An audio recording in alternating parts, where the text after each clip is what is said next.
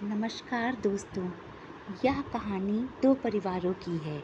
दो अलग अलग परिवार जिनमें सदस्य तो एक बराबर थे, लेकिन एक में हमेशा झगड़ा रहता था, वहीं दूसरे में बेहद प्यार और शांति से रहते थे। यह दोनों परिवार एक दूसरे के पड़ोसी भी थे। झगड़ालू परिवार की पत्नी हमेशा इस बात से अचंभित रहती थी कि जहाँ उनके घर में हर दिन कोई ना कोई झगड़ा रहता था, वहीं दूसरी तरफ उनका पड़ोसी परिवार है जो कभी नहीं झगड़ता।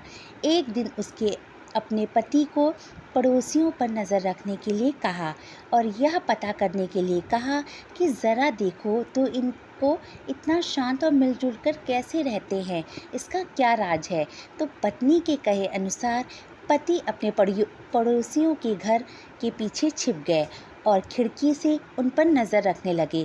खिड़की से झांका तो देखा शांति परिवार की पत्नी फर्श पर पोछा मार रही थी। तब अचानक किचन से कोई आवाज़ सुनाई दी तो वह अपना काम छोड़कर किचन में चली गई। उसी दौरान उसका पति उस जगह पर आया जहां वो पोछा लगा रही थी और बाल्टी से पैर टकराने से गिर गई। पत्नी को जब यह पता चला तो उसने तुरंत अपने पति से माफ़ी मांगी और कहा कि मुझे माफ़ कर दीजिए, मेरी गलती है जो मैंने तुरंत फर्श से बाल्टी नहीं हटाई।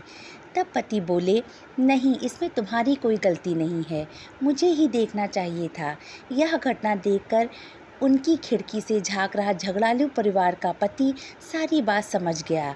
वह अपने घर लौटा और जब उसने अपनी पत्नी से पूछा कि क्या अब मैं तुम्हें बताऊं जो मैं देख के आया हूं, तो पत्नी ने कहा, हाँ बताओ, आखिर क्या राज है। तब वह बोला, हाँ अब बताता हूँ।